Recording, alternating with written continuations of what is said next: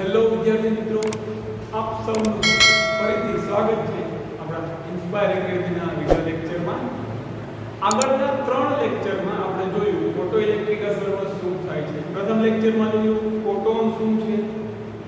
બીજા લેક્ચરમાં આપણે જોયું હતું કે ફોટોનને અલગ અલગ ગુણધર્મો અને ફોટોન કઈ રીતે ઇલેક્ટ્રોનને ઉત્સર્જિત કરે છે અથવા ધાતુનું વર્ક ફંક્શન, એટલે કે ધાતુમાંથી અથવા મેટલ ધાતુની કોઈ સપાટીમાંથી ઇલેક્ટ્રોન કઈ રીતે ઉત્સર્જિત થાય છે અને એ ઇલેક્ટ્રોનને બહાર આપવા માટે કેટલી શક્તિ આપવી પડે છે, ઊર્જા કેટલી આપવી પડે છે, તો એ ઇલેક્ટ્રોન ઉત્સર્જિત થશે. એ પણ જોયું કે ધાતુનું વર્ક ફંક્શન. એટલે કે એમાં શું થાય છે કે કોઈ ધાતુમાં અહીંયા એક વસ્તુ મહત્વની આપણે યાદ રાખીશું ખાલી, એટલે આગળ કઈ તકલીફ ન પડે. મોસ્ટ ઓફ આવું થાય છે કે આ ધાતુની સપાટી છે અને આ ધાતુની સપાટીનું માનો કે ફોટોન વિકિરણ આવે છે. દાખલા તરીકે કોઈ વિકિરણ આવે છે કેવું ઊંચી ઊંચી વાળું, આ વિકિરણમાં ધારો કે 3 ફોટોન આ વિકિરણમાંથી ધાતુની સપાટીમાં અથડાય છે અને આ ત્રણેય ફોટોન, એટલે ફોટોન એટલે આપણે શું કહી શકીએ, કાં તો ઊર્જાનો સ્ફટિક કહી શકીએ અથવા ક્વોન્ટા ઓફ એનર્જીનો ક્વોન્ટમ કહી શકીએ.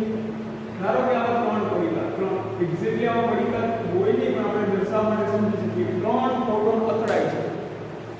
તો આ વિકિરણમાં ઊર્જા વાળા ફોટોન હશે તો આમાંથી એક પોતાની ઊર્જા અથડામણ દરમિયાન ઇલેક્ટ્રોનને આપશે અને જેટલા ફોટોન અથડાય છે ફોટોનની સંખ્યાનું સંરક્ષણ થાય છે. આપણે એવું ધારવાનું છે જેટલા ફોટોન અથડાય છે એટલા જ ઇલેક્ટ્રોન ઉત્સર્જન પામશે. એટલે કે અહીંયા 3 ફોટોન જો અથડાતા હોય તો 3 ઇલેક્ટ્રોન ઉત્સર્જન પામશે. હવે આ ત્રણેય ઇલેક્ટ્રોનની ઉત્સર્જિત પામવાની શક્તિ અલગ અલગ હોઈ શકે. માનો કે આ ધાતુનું વર્ક ફંક્શન 3 ઇલેક્ટ્રોન વોલ્ટ અને આપણી આપાત ફોટોનની ઊર્જા 4 ઇલેક્ટ્રોન વોલ્ટ. તો આમાંથી ઇલેક્ટ્રોનને ઉત્સર્જન થવા માટે 3 ઇલેક્ટ્રોન વોલ્ટની જરૂર પડે છે. પરંતુ માનો કે આ ઇલેક્ટ્રોન છે એ ઉત્સર્જિત થાય છે 3 ઇલેક્ટ્રોન વોલ્ટ આ પરમાણુ જે પકડી રાખે છે ધન પરમાણુ એમાંથી એનું કાર્ય વિધેય અથવા તો વર્ક ફંક્શન 3 ઇલેક્ટ્રોન વોલ્ટ જેટલી ઊર્જા છે એ 6 ઇલેક્ટ્રોન વોલ્ટ માટે જેટલી ઊર્જાથી તે પરમાણુ પકડી રાખે છે એ ઊર્જા તો કે 3 ઇલેક્ટ્રોન વોલ્ટ તો કે 3 ઇલેક્ટ્રોન વોલ્ટ જેટલી ઊર્જા વાપરી રાખે છે પરમાણુ પાસેથી છૂટવા માટે કે આમાંથી મુક્ત થાય છે.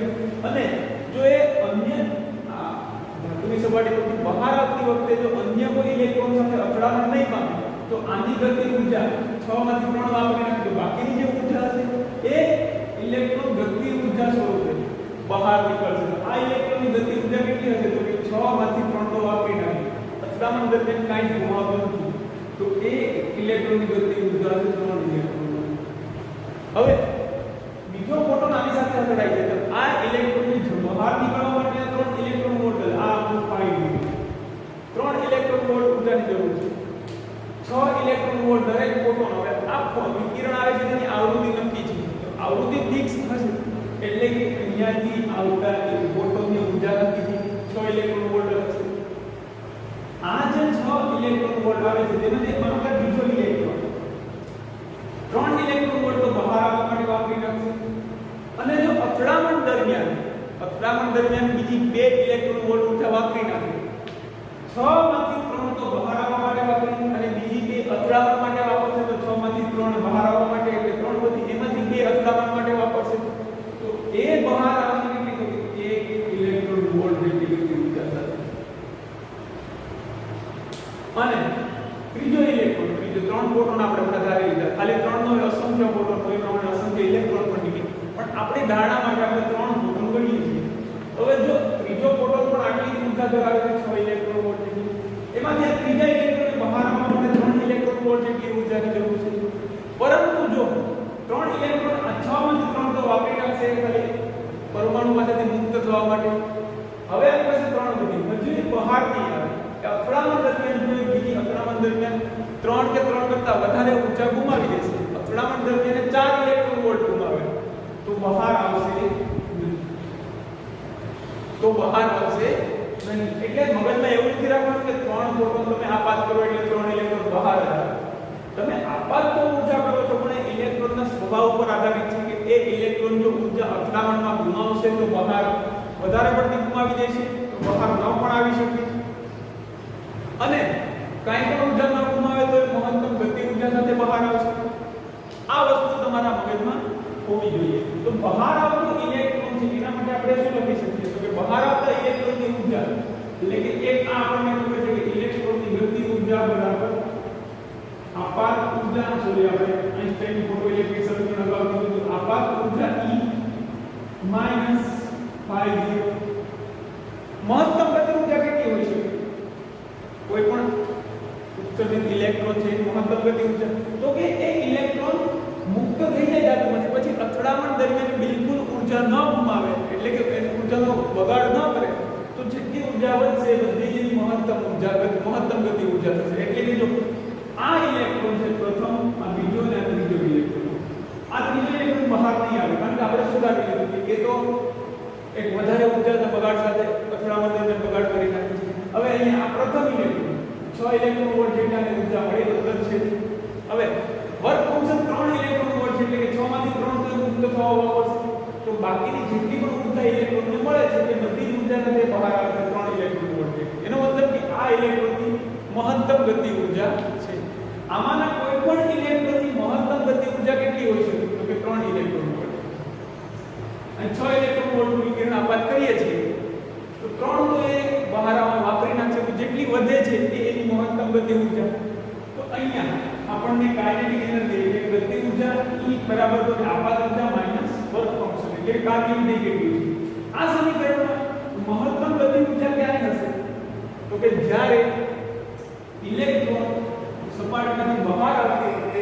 અન્ય ઇલેક્ટ્રોન સાથે અથડામણ અથવા અન્ય કર્ણલ એટલે કર્ણલ એટલે કે ધન આયન અન્ય કોઈ કણો સાથેની અથડામણમાં બિલકુલ ઊર્જા ગુમાવ્યા વિના બહાર આવશે તો ત્યારે જે ઇલેક્ટ્રોન બહાર આવશે તેની ગતિ ઊર્જા મહત્તમ હશે આ વસ્તુ મગજમાં હોવી જોઈએ અને આપાત વિકિરણ એક જ છે 6 ઇલેક્ટ્રોન છતાં પણ અલગ અલગ ઇલેક્ટ્રોનની અલગ અલગ ગતિ ઊર્જા હોઈ શકે અને મહત્તમ ગતિ ઊર્જાવાળા ઇલેક્ટ્રોન પાસે સૌથી વધુ ઊર્જા હશે અથવા તો જે ઇલેક્ટ્રોન બહાર આવતી વખતે ઊર્જાનો બગાડ નહીં કરે તેની પાસે સૌથી વધુ મહત્તમ ગતિ ઊર્જા હશે તો મહત્તમ ગતિ ઊર્જાનું મૂલ્ય કેટલું હોઈ શકે વધુમાં વધુ ઇલેક્ટ્રોન જે બહાર આવે છે તેનું વધુમાં વધુ મૂલ્ય કેટલું હોઈ શકે તો કે વધુમાં વધુ મૂલ્ય હોઈ શકે E - phi 0 વધુમાં વધુ E જેટલી આપાત ઊર્જા છે એમાંથી વર્ક ફંક્શન બાદ કરી નાખીએ કોઈ જ બગાડ ન કરે તો E - phi 0 એટલે P next જેટલું આ કાઇનેટિક એનર્જી જેટલું મહત્તમ મૂલ્ય હશે તો આ મૂલ્યને આપણે શું લખવું પડે કાઇનેટિક એનર્જી મહત્તમ છે કાઇનેટિક એનર્જી મેક્સિમમ બરાબર તો કે આપાત ઊર્જા માઈનસ phi 0 પણ આપાત ઊર્જાને આપણે કઈ રીતે દર્શાવીએ h nu minus kinetic energy maximum આપાત ઊર્જા એટલે ફોટોન માનો કે ન્યુ ફોટોન ન્યુ આવૃત્તિવાળો ફોટોન આપાત કરીએ આ ફોટોન ધારો કે ન્યુ આવૃત્તિવાળો છે આ વિકિરણ આપાત ઊર્જા થશે h માઈનસ phi 0 ને આપણે કઈ રાખીએ કઈ રીતે લખી શકીએ અગાઉના લેક્ચરમાં જોયું phi 0 એટલે તો કે જે થ્રેશોલ્ડ આવૃત્તિને અનુરૂપ phi 0 એટલે શું લખી શકીએ તો કે થ્રેશોલ્ડ આવૃત્તિને અનુરૂપ ઇલેક્ટ્રોન આ થ્રેશોલ્ડ આવૃત્તિને અનુરૂપ વિકિરણની ઊર્જા થ્રેશોલ્ડ આવૃત્તિ એટલે તમને ખબર છે તો કે વિકિરણની ઓછામાં ઓછી એવી આવૃત્તિ તો હોવી જ જોઈએ કે જેથી ઇલેક્ટ્રોનનું ઉત્સર્જન થાય એના કરતા જો ઓછી આવૃત્તિવાળું વિકિરણ આપાત કરીશું એના કરતા જે થ્રેશોલ્ડ આવૃત્તિ છે બી μ0 અથવા f0 થ્રેશોલ્ડ આવૃત્તિ કરતા ઓછી આવૃત્તિવાળું જો વિકિરણ આપાત કરવામાં આવશે તો વિકિરણના દરેક ફોટોન પાસે phi 0 કરતા ઓછી ઊર્જા હશે વર્ક ફંક્શન કરતા ઓછી ઊર્જા હશે એટલે તો કે દરેક ફોટોન ઇલેક્ટ્રોનને ઊર્જા આપશે પણ એના વર્ક ફંક્શન કરતા ઓછી ઊર્જા આપશે એટલે ઇલેક્ટ્રોન બહાર આવશે નહીં તો આ phi 0 નું મૂલ્ય ઓછામાં ઓછું આપણે phi 0 નું મૂલ્ય શું લખી શકીએ અગાઉના લેક્ચરમાં જોયું હતું કે μ0 શું છે તો કે થ્રેશોલ્ડ આવૃત્તિ આ સમીકરણમાં μ0 ખાસ યાદ રાખવું આ સમીકરણમાં આ μ છે શું છે આપાત વિકિરણની આવૃત્તિ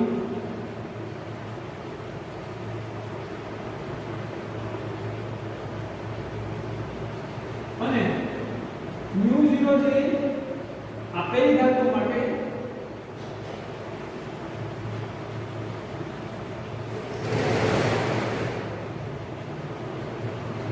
થ્રેશોલ્ડ આવૃત્તિ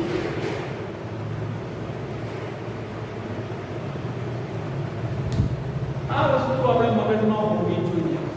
અહીંયા આ સમીકરણ પરથી વિદ્યાર્થી મિત્રો આપણને જાણ મળે છે, આપણને માહિતી મળે છે કે ફોટોન જે ઉત્સર્જિત થાય છે તેની મહત્તમ ગતિ ઉર્જા કોના પર આધારિત છે?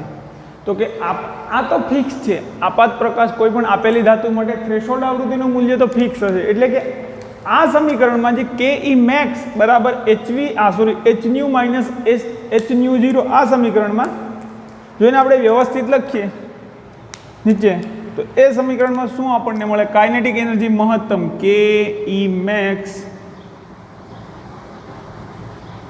બરાબર hν માઇનસ hν0. આ સમીકરણમાં આપણને h ફિક્સ હોય, અચળ હોય છે. અહીંયા બરાબરની સાઇન છે, બધા વિદ્યાર્થી મિત્રો ખાસ ધ્યાન રાખે. એટલે કે આપેલી ધાતુ માટે વર્ક ફંક્શનનું મૂલ્ય તો અચળ હોય છે, કાર્ય વિધેયનું મૂલ્ય અથવા થ્રેશોલ્ડ આવૃત્તિનું મૂલ્ય અચળ હોય છે. એટલે કે આ પદ કેવું થઈ જશે? અચળ. આ પદ અચળ થઈ જશે. હવે તો પેલી ધાતુમાંથી જે ફોટો ઇલેક્ટ્રોન્સનું ઉત્સર્જન થાય છે એ ઇલેક્ટ્રોન્સની મહત્તમ ગતિ ઉર્જા કોના પર આધારિત છે? તો કે માત્ર ને માત્ર આપાત પ્રકાશની ન્યુ એટલે કે આપાત પ્રકાશની આવૃત્તિ પર. તો કે જેમ આપાત પ્રકાશની આવૃત્તિ વધારે હશે તેમ ઉત્સર્જિત ફોટો ઇલેક્ટ્રોન્સની ગતિ ઉર્જા વધારે, મહત્તમ ગતિ ઉર્જા અથવા ગતિ ઉર્જા વધારે હશે. હવે જો અહીંયા હું તીવ્રતા વધારું, એનો મતલબ કે અત્યારે હું 3 ફોટોન આપાત કરતો હતો એને બદલે હું કદાચ 4 ફોટોન આપાત કરું અથવા 6 ફોટોન, બીજું એક વિકિરણ પણ આપાત કરીએ આપણે.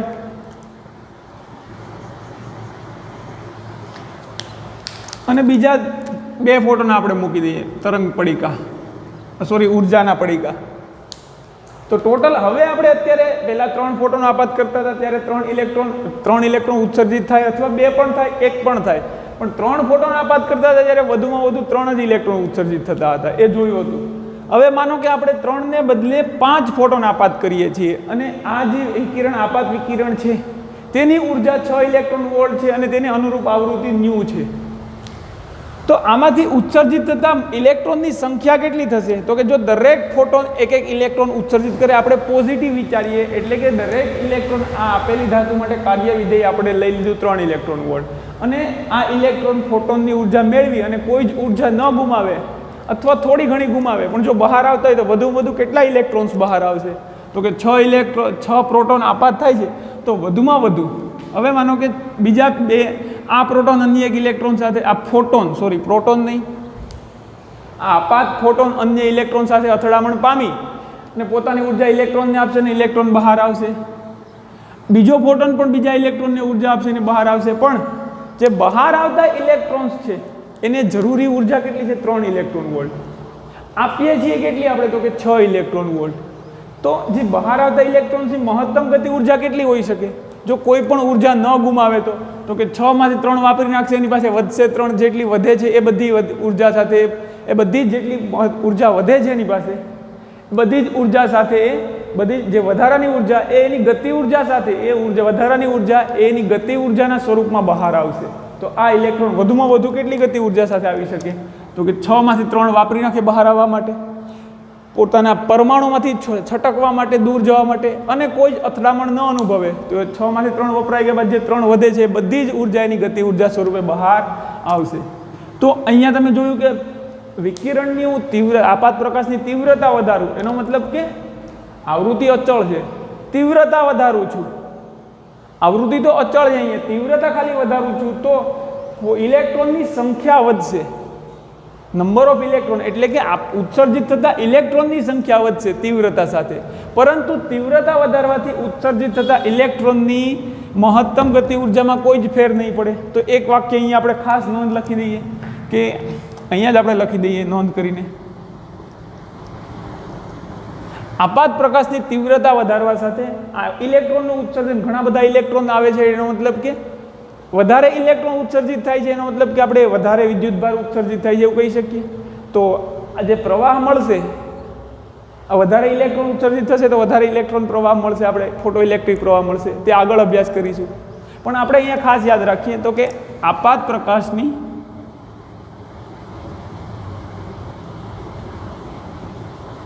આવૃત્તિ અચળ રાખી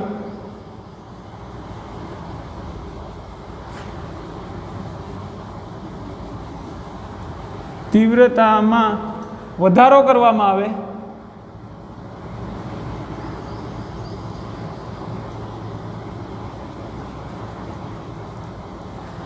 તો ઉત્સર્જન પામતા અથવા તો ફોટો ઇલેક્ટ્રોન્સની સંખ્યા વધશે. એનો મતલબ કે ઉત્સર્જન પામતા ઇલેક્ટ્રોનની સંખ્યા વધશે, ફોટો ઇલેક્ટ્રોન્સની સંખ્યા વધશે. પરંતુ શું નહીં વધે? તો કે ફોટો ઇલેક્ટ્રોનની સંખ્યા વધશે, પણ ફોટો ઇલેક્ટ્રોન્સની મહત્તમ ગતિ ઉર્જા તો આવૃત્તિ પર આધારિત છે, એને તીવ્રતાને કોઈ લેવા દેવા છે નહીં, જે અહીંયા આપણે સમજ્યું. તો ઇલેક્ટ્રોનની સંખ્યા વધશે, પરંતુ ફોટો ઇલેક્ટ્રોન્સની ગતિ ઉર્જા અથવા તો ઉત્સર્જિત થતા ફોટો ઇલેક્ટ્રોન્સની ગતિ ઉર્જામાં કોઈ જ ફેરફાર નહીં થાય.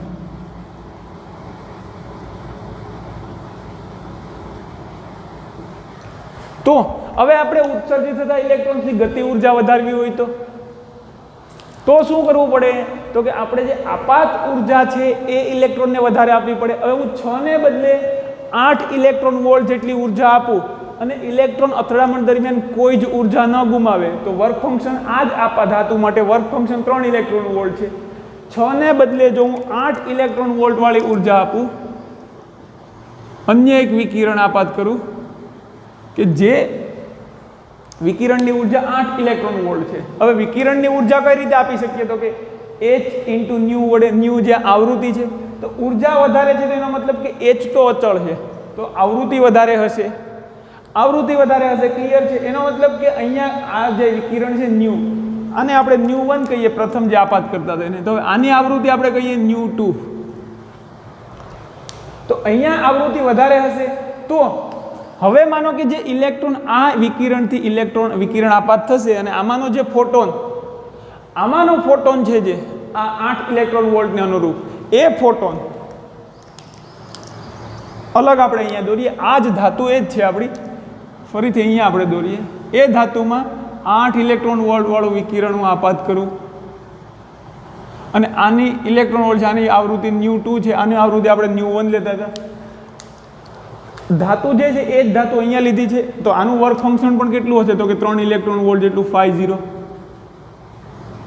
હવે આમાં રહેલા ઇલેક્ટ્રોન્સને કેટલી, આમાં જો ન્યુ 1 આવૃત્તિ છે, અહીંયા ન્યુ 2 આવૃત્તિ છે, તો અહીંયા ઇલેક્ટ્રોન્સને કેટલી ઉર્જા મળતી ન્યુ 1 આવૃત્તિ માટે? તો કે 6 ઇલેક્ટ્રોન વોલ્ટ જેટલી.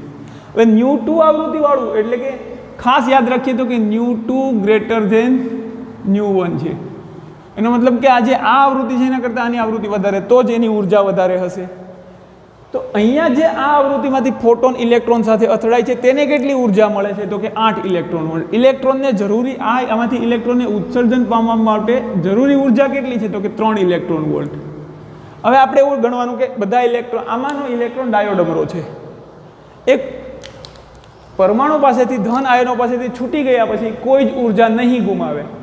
એનો મતલબ કે 8 ઇલેક્ટ્રોન વોલ્ટ ઉર્જા આને આપીશું, 3 ઇલેક્ટ્રોન વોલ્ટ ઉર્જા ધન આયન પાસેથી છૂટવામાં વાપરશે અને જેવો છૂટી ગયા બાદ 8 માંથી 3 વાપરી નાખશે છૂટવામાં. કાર્ય ફંક્શન છે આ, કાર્યવિધિ છે, વર્ક ફંક્શન છે. એટલે એ ધન આયનમાંથી છૂટી ગયા બાદ 8 માંથી 3 વાપરી નાખી તો એની પાસે 5 ઇલેક્ટ્રોન વોલ્ટ જેટલી ઉર્જા વધશે. હવે એ 5 ઇલેક્ટ્રોન વોલ્ટ જેટલી ઉર્જાની પાસે વધે છે, એ ઉર્જા એની ગતિ ઉર્જા સ્વરૂપે બહાર આવશે. અને જો કોઈ જ અથડામણ નહીં અનુભવે રસ્તામાં અન્ય કોઈ ઇલેક્ટ્રોન કે કર્નલ સાથે, તો એ 5 ઇલેક્ટ્રોન વોલ્ટની ઉર્જા સાથે બહાર આવશે. તો અથડામણ નહીં અનુભવે તો આની ગતિ ઉર્જા કેટલી હશે? તો કે 5 ઇલેક્ટ્રોન વોલ્ટ. પણ કદાચ અથડામણ અનુભવે, આ 8 ઇલેક્ટ્રોન વોલ્ટ આપે ને અથડામણ અનુભવે અને અથડામણને કારણે 2 ઇલેક્ટ્રોન વોલ્ટ જેટલી ઉર્જા ગુમાવે. શા માટે? તો કે અથડામણના કારણે. તો હવે જો ઇલેક્ટ્રોન ઉત્સર્જિત થશે ત્યારે તેની ઉર્જા, ગતિ ઉર્જા કેટલી થશે? તો કે 8 માંથી 3 તો એ પરમાણુ પાસેથી છૂટવામાં વાપરી નાખી, વધી એની પાસે 5, 5 ઇલેક્ટ્રોન વોલ્ટમાંથી 2 ઇલેક્ટ્રોન વોલ્ટ જેટલી ઉર્જા અથડામણમાં ગુમાવી દે છે. તો હવે ઉત્સર્જિત થશે ઇલેક્ટ્રોન, તો હવે 3 ઇલેક્ટ્રોન વોલ્ટ જેટલી, કારણ કે 5 વધતી તેની પાસેમાંથી 2 તો ગુમાવી દે છે, તો 3 ઇલેક્ટ્રોન વોલ્ટ જેટલી ગતિ ઉર્જા સાથે બહાર આવશે. આ વસ્તુ તમારા મગજમાં હોવી જોઈએ. તો એનો મતલબ કે હવે આપણે જો આ ઉત્સર્જિત ઇલેક્ટ્રોન છે તેની ગતિ ઉર્જા વધારવી હોય તો શું કરવું પડે? અહીંયા તો આપણને ખબર પડી કે જો આવૃત્તિ વધારીશું તો ઉત્સર્જિત ઇલેક્ટ્રોનની ગતિ ઉર્જામાં કાંઈ ફેરફાર થવાનો નથી આવૃત્તિ વધારવા સાથે. તો હવે ઉત્સર્જિત ઇલેક્ટ્રોનની ગતિ ઉર્જા વધારવી હોય તો શું કરવું પડે? આ જ વસ્તુને આપણે આગળ વધારીએ, આ જ વાક્યને અહીંયાથી. તો કે ઉત્સર્જિત ઇલેક્ટ્રોનની ગતિ ઉર્જા વધારવા માટે ઇલેક્ટ્રોન્સની ગતિ ઉર્જા વધારવા માટે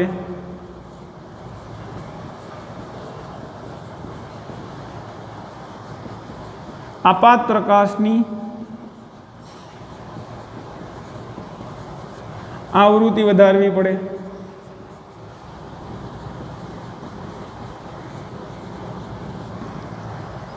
આ વસ્તુ તમને મગજમાં વિદ્યાર્થી મિત્રો આવી ગઈ છે.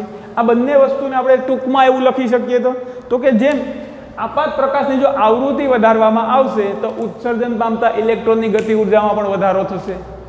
જેમ આવૃત્તિ વધારે હશે તેમ ઉત્સર્જન પામતા ઇલેક્ટ્રોનની ગતિ ઉર્જા વધારે હશે. માનો કે આ બંને ધાતુ માટે હવે આપણે એવું માનવાનું છે કે ઇલેક્ટ્રોન અથડામણ દરમિયાન ઉર્જા નથી ગુમાવતો, તો જ્યારે હું 6 ઇલેક્ટ્રોન વોલ્ટ વાળી ઉર્જા આપાત કરું છું, બંને ધાતુ એક જ છે, 3 ઇલેક્ટ્રોન વોલ્ટનું ફંક્શન છે, તો ઉત્સર્જિત થતા ઇલેક્ટ્રોનની મહત્તમ ગતિ ઉર્જા કેટલી છે? 3 ઇલેક્ટ્રોન વોલ્ટ. 6 માંથી 3 વાપરી નાખે, જેટલી વધે છે 6 માંથી 3 બાદ કરતા 3 એટલી ગતિ ઉર્જા સાથે બહાર આવશે. એવી જ રીતે જો 6 ને બદલે 8 ઇલેક્ટ્રોન વોલ્ટ વાળું વિકિરણ આપાત કરું તો એ 8 માંથી એનું વર્ક ફંક્શન 3 છે એટલે 3 વાપરી નાખશે, તો વધશે કેટલી? તો કે 5 ઇલેક્ટ્રોન વોલ્ટ. તો કે 5 ઇલેક્ટ્રોન વોલ્ટ જેટલી ઉર્જા સાથે ગતિ ઉર્જાના સ્વરૂપમાં એ બહાર આવશે. આ રીતે વિદ્યાર્થી મિત્રો તમને મગજમાં હોવું જોઈએ કે ઇલેક્ટ્રોન આપાત ઉર્જા કઈ રીતે છે અને એ કઈ રીતે એની ગતિ ઉર્જા વધે છે. આવૃત્તિ સાથે ગતિ ઉર્જા વધે છે. તીવ્રતા વધારવાથી ગતિ ઉર્જામાં ફેરફાર નહીં થાય, તીવ્રતા વધારવાથી ઉત્સર્જિત થતા ઇલેક્ટ્રોનની સંખ્યામાં વધારો થશે.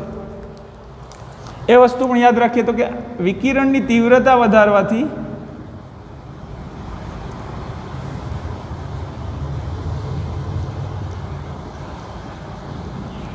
વિકિરણની તીવ્રતા વધારવી એટલે કે ફોટોનની સંખ્યા વધારવી.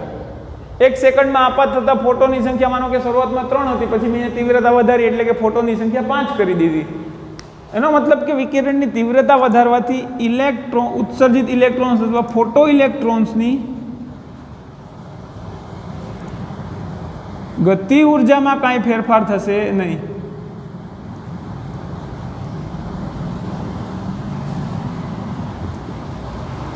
પરંતુ ફોટો ઇલેક્ટ્રોન્સની સંખ્યા વધશે.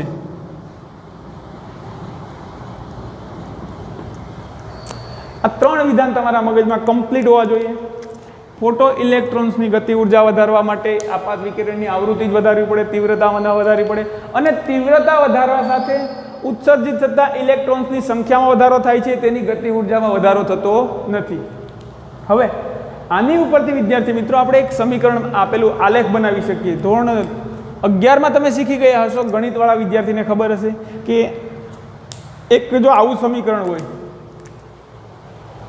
y બરાબર mx પ્લસ c, y બરાબર mx પ્લસ c, તો કે આ એક રેખાનું સમીકરણ છે. આવા સમીકરણને અથવા આ રેખાને આપણે આલેખની રીતે દર્શાવી હોય, આલેખ, તો આનો આલેખ કેવો મળે? તો કે આ y અક્ષ છે, આ m એ ઢાળ દર્શાવે છે. ઢાળ કેવો છે? તો કે m નું મૂલ્ય અહીંયા ધન છે, તો કે ઢાળ ધન છે. અને આ c એ y અક્ષ પરનો અંતખંડ છે.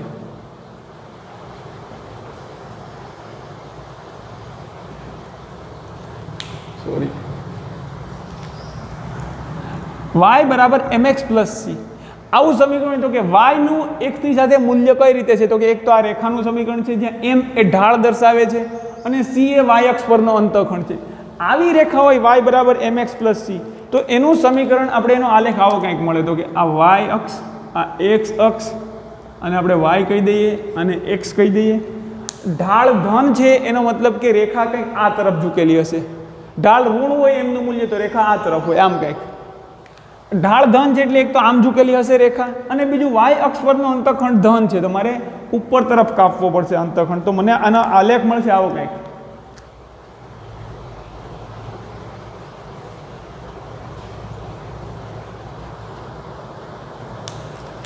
આ સી છે ધન છે એનો મતલબ કે વાય અક્ષ પર કંઈક અંતખંડ છે, આનું આટલું મૂલ્ય સી હશે આ રેખા માટે, આ સી. અને આ જે એનો આપણે ધન એક્સ અક્ષ સાથેનો ખૂણો લઈએ આ થીટા, તો આ ઢાળ ધન છે એટલે ખૂણો 90 કરતાં નાનો હશે, less than 0, sorry less than 90 degree, કારણ કે ઢાળ ધન છે. આ થઈ ગયું એનું સમીકરણ. હવે અહીંયા જો માઇનસ સી હોત તો શું થાત? માઇનસ સી હોત તો આપણને રેખા આવી કંઈક મળત માઇનસ સી માટે. એક તો y બરાબર આ y બરાબર mx પ્લસ સી, અને અહીંયા મારે એવું લખવું હતું કે y બરાબર mx માઇનસ સી, y બરાબર mx માઇનસ સી માટે. તો કે ઢાળ ધન છે એટલે રેખા આવી કંઈક તો હશે, પણ સી માઇનસ છે તો y અક્ષનો અંતખંડ નીચે લેવો પડશે, તો મારે અહીંયાથી આમ દોરવું પડશે, સી અહીંયા થશે કંઈક, અહીંયાથી આ રીતે કંઈક રેખા મળશે. આ જે અંતર છે એ કેટલું હશે? તો કે સી જેટલું. આ વાય અક્ષ, આ એક્સ અક્ષ, આ થઈ ગયું સી. વાય બરાબર mx માઇનસ સી માટેનો આલેખ, જે ગણિતવાળા બાળકોને ફટાફટ સમજાઈ જશે, નહીંતર તમે અહીંયા ધ્યાન રાખો તો આ પણ સમજાઈ જાય. આ વાય બરાબર mx પ્લસ સી રેખાનું સમીકરણ હોય એના પરથી આપણે આલેખ દોરી શકીએ. તો આ આલેખ અહીંયા દોરવો હોય તો મારે આના માટે, તો કે મહત્તમ ગતિ ઉર્જા બરાબર h ન્યુ માઇનસ આ h ન્યુ 0, આ તો અચળ હશે, અચળ એટલે આનું મૂલ્ય કેટલું હશે? તો કે આનું મૂલ્ય φ0 જેટલું જ હશે, કારણ કે આની જગ્યાએ આપણે φ0 મૂકી શકીએ. તો આપણી પાસે સમીકરણ કેવું છે? તો કે કાઇનેટિક એનર્જી મેક્સિમમ, મહત્તમ કાઇનેટિક એનર્જી, અથવા તો ગતિ ઉર્જા લખી શકીએ ખાલી, બરાબર શું લખી શકીએ? h ન્યુ માઇનસ, કાં તો હું h ન્યુ 0 લખું અથવા φ0 પણ લખું, φ0 આપણે લખીએ, ચાલો h ન્યુ 0 ને બદલે φ0, અથવા φ0 ને બદલે શું લખી શકીએ આપણે? અથવા φ0 ને બદલે શું એક તો બીજી રીતે લખી શકીએ, કાઇનેટિક એનર્જી મેક્સિમમ બરાબર h new minus h new 0. હવે આ મૂલ્ય તો અચળ છે, અહીંયા જો સી નું મૂલ્ય બદલાતું નથી, અચળ હોય છે સી અંતખંડ, એવી રીતે અહીંયા આ અચળ મૂલ્ય છે. તો આ ગતિ ઉર્જા બદલાય છે કોની સાથે? આ ગતિ ઉર્જાને આપણે y ધારીએ અને આપણે y ધારીએ, તો આ ગતિ ઉર્જા કોની સાથે બદલાય છે? આ y નું મૂલ્ય x ના મૂલ્ય સાથે m પણ અચળ હોય છે, આમાં આ પણ અચળ હોય છે, આ c પણ અચળ હોય છે. તો y નું મૂલ્ય x પર આધારિત હોય છે, એનો મતલબ કે x વધશે તો y નું મૂલ્ય વધશે, x ઘટશે તો y નું મૂલ્ય ઘટશે. તો અહીંયા y ને આપણે કાઇનેટિક એનર્જી ધારી લઈએ, તો આ h તો અચળ છે, તો આ થઈ ગયો આપણો ઢાળ m, અને આ v થઈ જશે આ સોરી ન્યુ થઈ જશે, આવૃત્તિ થઈ જશે આપણું x. તો કાઇનેટિક એનર્જી વિરુદ્ધ આવૃત્તિનો આલેખ આપણે દોરવો હોય તો આવો કંઈક મળી શકે. તો કે મહત્તમ ગતિ ઉર્જા વિરુદ્ધ કોનો આલેખ છે? આવૃત્તિનો. આ આલેખને આપણે કઈ રીતે દર્શાવી શકીએ? તો કે મહત્તમ ગતિ ઉર્જા y અક્ષ પર, આ y બરાબર mx માઇનસ સી જેવું સમીકરણ છે, y બરાબર mx માઇનસ સી. તો કે આ m, આ x અને આ આખું c, તો મને આલેખ આવો કંઈક મળશે. આ y એટલે કે કાઇનેટિક એનર્જી મેક્સ, મહત્તમ ગતિ ઉર્જા, અહીંયા આવૃત્તિ ન્યુ.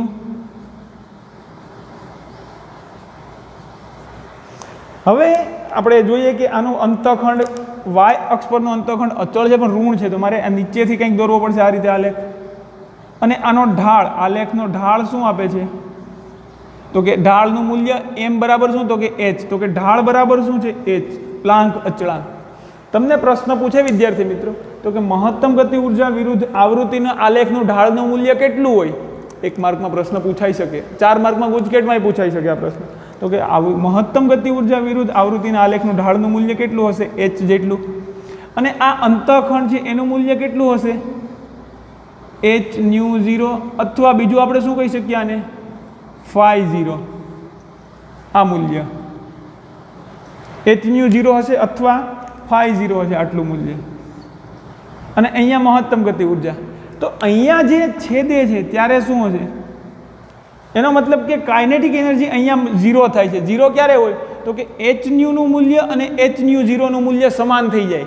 એનો મતલબ કે h તો સમાન છે તો ન્યુ બરાબર ન્યુ 0 થઈ જાય.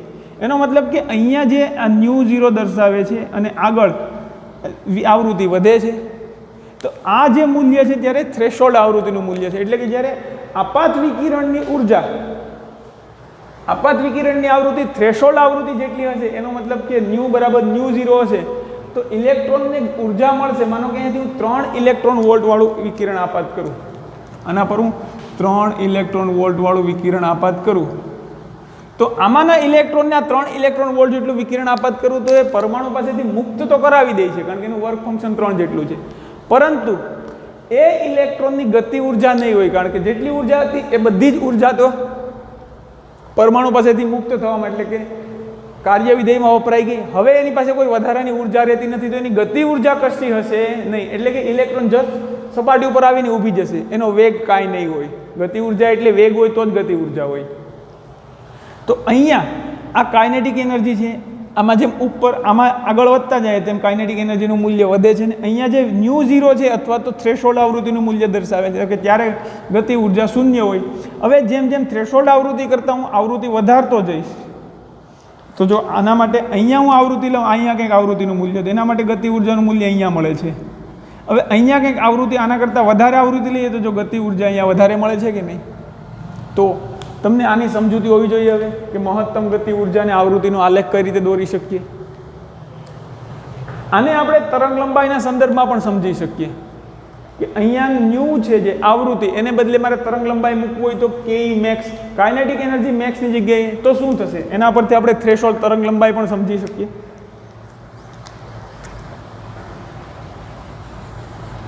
થ્રેશોલ્ડ તરંગ લંબાઈ સમજવા માટે થ્રેશોલ્ડ તરંગ લંબાઈ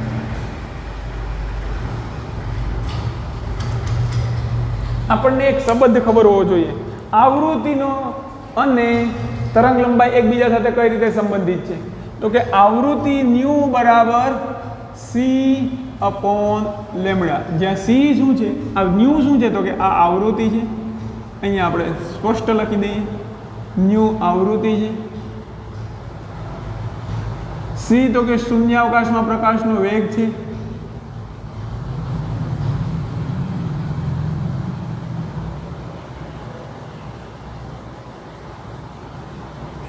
અને લેમડા શું છે, તો કે તરંગ લંબાઈ છે.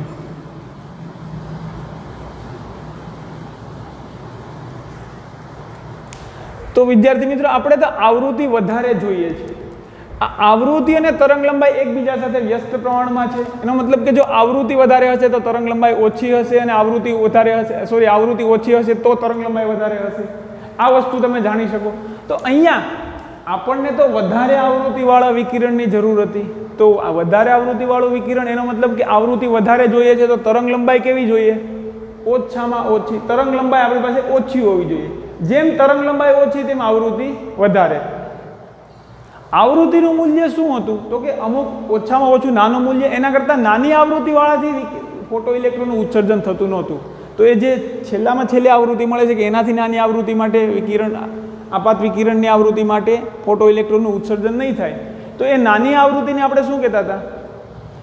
થ્રેશોલ્ડ આવૃત્તિ. તો ત્યારે જે થ્રેશોલ્ડ આવૃત્તિને અનુરૂપ જે તરંગ લંબાઈ મળે છે આપણને, થ્રેશોલ્ડ આવૃત્તિને અનુરૂપ જે તરંગ લંબાઈ હોય છે, એ તરંગ લંબાઈને આપણે શું કહીશું? તો કે થ્રેશોલ્ડ તરંગ લંબાઈ. અહીંયા આપણે વિધાન લખી શકીએ, થ્રેશોલ્ડ આવૃત્તિને અનુરૂપ તરંગ લંબાઈને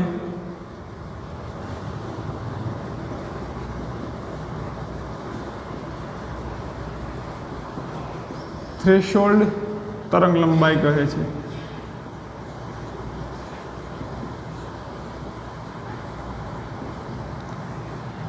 પણ હવે આપણે જોયું કે જેમ આવૃત્તિ વધારતા જઈએ, આવૃત્તિ ઘટાડતા જઈએ છીએ તેમ તરંગ લંબાઈ વધતી જાય છે. તરંગ લંબાઈ વધતી જાય છે, આવૃત્તિ ઘટાડતા જઈએ. પણ આવૃત્તિ આપણે એક અમુક હદ સુધી જ ઘટાડી શકશું. એનાથી વધારે આવૃત્તિ ઘટાડશું તો ફોટો ઇલેક્ટ્રોન ઉત્સર્જન થશે નહીં.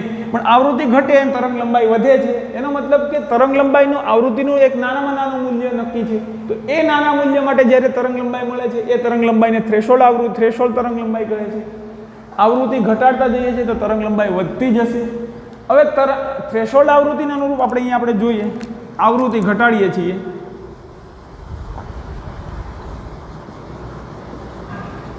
આવૃત્તિ ઘટાડીએ તો તરંગ લંબાઈ શું થાય? વધે. પણ આવૃત્તિ ઘટાડતા જઈએ એક થ્રેશોલ્ડ આવૃત્તિ સુધી પહોંચી જાય ν0, ત્યારે તરંગ લંબાઈ વધતી જશે અને એક તરંગ લંબાઈ આપણને મળશે λ0. તો કે હવે આ λ0 કરતા વધારે આ થ્રેશોલ્ડ તરંગ લંબાઈને λ0 કહે છે. થ્રેશોલ્ડ તરંગ લંબાઈ λ0. આ λ0 આવૃત્તિ ઘટાડતા જઈએ અને છેલ્લામાં છેલ્લી ν0 આવૃત્તિ માટે જ ફોટો ઇલેક્ટ્રોનનું ઉત્સર્જન થાય, એનાથી નીચે આવૃત્તિ માટે થવાનું નથી. તો આવૃત્તિ ઘટાડતા જઈએ તેમ તરંગ લંબાઈ વધવાની છે. તો આવૃત્તિ ઘટાડતા જઈએ ν0 આવી જાય ત્યારે તરંગ લંબાઈ વધતી જાય λ0 મળી જાય. તો કે λ0 થી મહત્તમ તરંગ લંબાઈ થઈ ગઈ λ0. કે λ0 જેટલી તરંગ લંબાઈ પછી જો તરંગ લંબાઈ વધશે એનો મતલબ કે આવૃત્તિ ઘટશે. આ V0 થી આવૃત્તિ ઘટે તો ફોટો ઇલેક્ટ્રોનનું ઉત્સર્જન નહીં થાય. હવે આવૃત્તિ ઘટે એનો મતલબ કે તરંગ લંબાઈ વધે. તો કે λ0 થી જો વધારે તરંગ લંબાઈ વધારે મૂલ્યવાળા પ્રકાશ માટે અથવા વધારે મૂલ્યવાળા વિકિરણ માટે ફોટો ઇલેક્ટ્રોન્સનું ઉત્સર્જન થશે નહીં.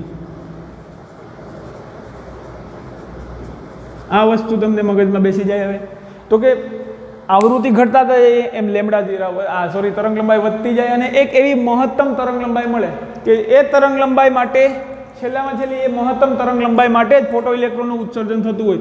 એનાથી જો તરંગ લંબાઈ વધારવામાં આવે તો હવે ફોટો ઇલેક્ટ્રોનનું ઉત્સર્જન થશે નહીં. એનો મતલબ કે એ જે તરંગ લંબાઈ મળે છે એને આપણે શું કહીશું? થ્રેશોલ્ડ તરંગ લંબાઈ, થ્રેશોલ્ડ વેવલેન્થ. અને એને આપણે λ0 વડે દર્શાવીશું. તો હવે આ સમીકરણને આપણે તરંગ લંબાઈના સ્વરૂપમાં લખવું હોય તો આમાંથી થોડું ઘણું મારે ચેક કરવું પડશે તો જ તમને દેખાશે. આપણે અહીંયાથી થોડું ઘણું હટાવી દઈએ. તો કે આ સમીકરણને આપણે તરંગ લંબાઈના સ્વરૂપમાં લખવું છે તો શું કરીશું?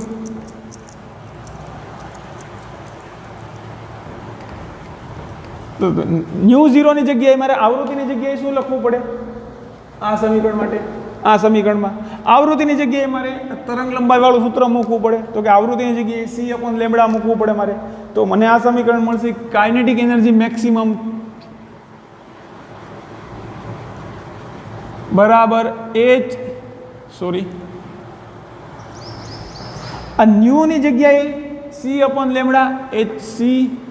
hc/λ માઇનસ hν0 ની જગ્યાએ h તો m પણ ν0 ની જગ્યાએ C/λ0 કે જ્યાં λ0 શું છે?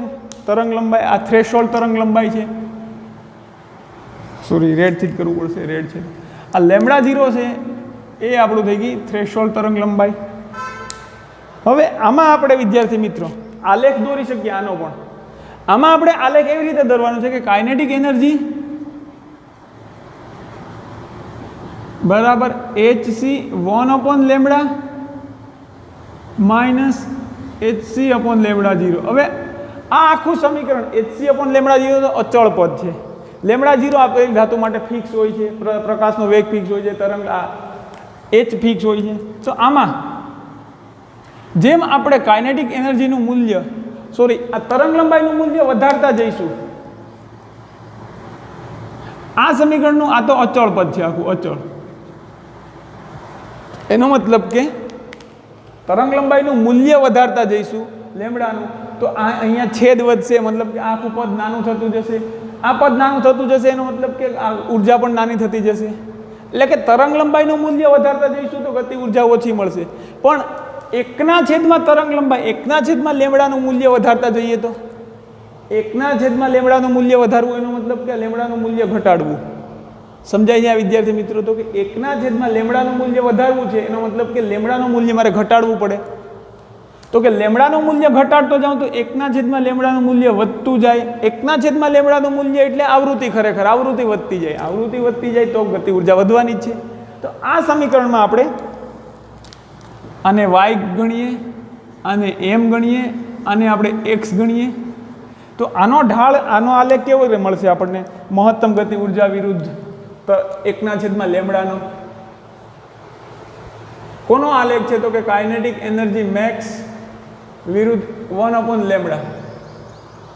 તો આનો આલેખ કેવો મળશે? તો કે આપણે જો 1/λ ને આપણે x લીધું, અને y અક્ષ પરનો અંતઃખંડ ઋણ છે તો આલેખ આવો કંઈક મળવો જોઈએ. અહીંયાથી ઋણ અંતઃખંડ છે તો કે આનું મૂલ્ય કેટલું હશે? આ તો કે hc/λ0 જેટલું, hc/λ0 જેટલું. અને અહીંયા આ અક્ષ શું દર્શાવે? તો કે કાઇનેટિક એનર્જી મેક્સ. પણ આ અક્ષ શું દર્શાવે? 1/λ. તો અહીંયા કેટલું મૂલ્ય હશે? તો કે 1/λ0 જેટલું. અને આ જે y અક્ષ પરનો અંતઃખંડ છે hc/λ0 છે.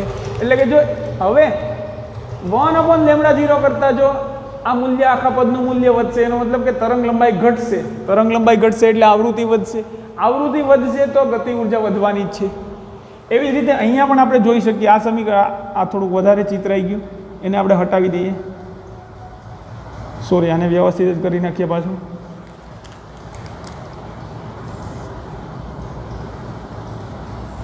આવો કંઈક આલેખ હતો. અહીંયા જો આવૃત્તિ વધતી જાય છે તો ફોટો ઇલેક્ટ્રોનની મહત્તમ ગતિ ઉર્જા વધતી જાય છે. પણ જો ν0 કરતાં આવૃત્તિ ઓછી હશે, એનો મતલબ કે આમ જોઈએ તો આવૃત્તિ વધે છે. ν0 કરતાં ઓછી આવૃત્તિ હશે તો આ દિશામાં, તો ν0 કરતાં ઓછી આવૃત્તિ માટે તો ઇલેક્ટ્રોનની ગતિ ઉર્જા જો બધા માટે 0 જ મળે છે, ઋણ મળે છે. ઇલેક્ટ્રોનની ગતિ ઉર્જા ઋણ મળે છે, મતલબ કે એની પાસે કશી ઉર્જા હશે નહીં. એવી જ રીતે અહીંયા 1/λ0 કરતાં 1/λ0 કરતાં ઓછા મૂલ્ય માટે, એનો મતલબ કે λ0ના આ તરંગ લંબાઈના ઊંચા મૂલ્ય માટે, ઊંચી તરંગ લંબાઈ માટે વધુમાં વધુ તરંગ લંબાઈનું મૂલ્ય કેટલું મળવું જોઈએ? તો કે λ0. λ0 કરતાં ઓછી તરંગ લંબાઈ માટે ઇલેક્ટ્રોન્સનું ઉત્સર્જન નહીં થાય. અહીંયા આપણે જોયું λ0 કરતાં તરંગ લંબાઈ જે વધારે હશે અથવા ઊંચી તરંગ લંબાઈ હશે એના માટે ફોટો ઇલેક્ટ્રોન્સનું ઉત્સર્જન જ નહીં થાય. પણ λ0 કરતાં ઓછી તરંગ લંબાઈ જેમ ઘટતી જશે, λ0 કરતાં તરંગ લંબાઈ ઘટતી જશે તેમ આનું 1/λ નું મૂલ્ય વધતું જશે અને આપણને કંઈક ગતિ ઉર્જામાં વધારો જોવા મળશે. આ થઈ ગયો મહત્તમ ગતિ ઉર્જા વિરુદ્ધ 1/λ નો આલેખ. 1/λ નો આલેખ. એનો મતલબ કે અહીંયા ગતિ ઉર્જા અને લેમ્ડા પરસ્પર વ્યસ્ત પ્રમાણમાં છે. તરંગ લંબાઈ વધારશું તો ગતિ ઉર્જા ઘટશે, તરંગ લંબાઈ ઘટાડશું એનો મતલબ કે આવૃત્તિ વધારશું. આવૃત્તિ વધશે એટલે ગતિ ઉર્જા વધવાની જ છે. તો આ બે આલેખની સમજૂતી હવે તમારી પાસે હોવી જોઈએ. અને કોઈ તમને પ્રશ્ન પૂછે કે મહત્તમ ગતિ ઉર્જા વિરુદ્ધ 1/λ નો જે આલેખ છે એનો ઢાળ કેટલો હશે? તો કે અહીંયા મહત્તમ ગતિ ઉર્જા વિરુદ્ધ 1/λ માટે ઢાળનું મૂલ્ય કેટલું મળે? તો કે અહીંયા આપણને ઢાળ મળશે, ઢાળ બરાબર hc. ઢાળને આપણે tan θ પણ કહી શકીએ. ઢાળ બરાબર આપણે લખી શકીએ tan θ બરાબર hc. અને અહીંયા ઢાળ કેટલો મળતો હતો? ઢાળ આવૃત્તિ માટે, અથવા ઢાળને આપણે કહીએ tan θ બરાબર, અહીંયા ઢાળ કેટલો મળતો હતો? ઢાળ બરાબર m hν માઇનસ hν0. આ તો અચળ આખું પદ હતું, આ x લઈએ આ આવૃત્તિને તો h એ આપણો m થઈ જાય. તો કે ઢાળ h જેટલો મળતો હતો tan θ બરાબર h લખી શકાય. તો અહીંયા આપણે થ્રેશોલ્ડ આવૃત્તિ, થ્રેશોલ્ડ તરંગ લંબાઈની ચર્ચા પૂરી કરી અને આ બે વિધાન ખાસ યાદ રાખીશું. આવૃત્તિ વધારવાથી ફોટો ઇલેક્ટ્રોનની મહત્તમ ગતિ ઉર્જા વધે છે. તીવ્રતા વધારવાથી ઉત્સર્જિત થતા ફોટો ઇલેક્ટ્રોનની સંખ્યામાં વધારો થાય છે, એની મહત્તમ ગતિ ઉર્જામાં વધારો થશે નહીં.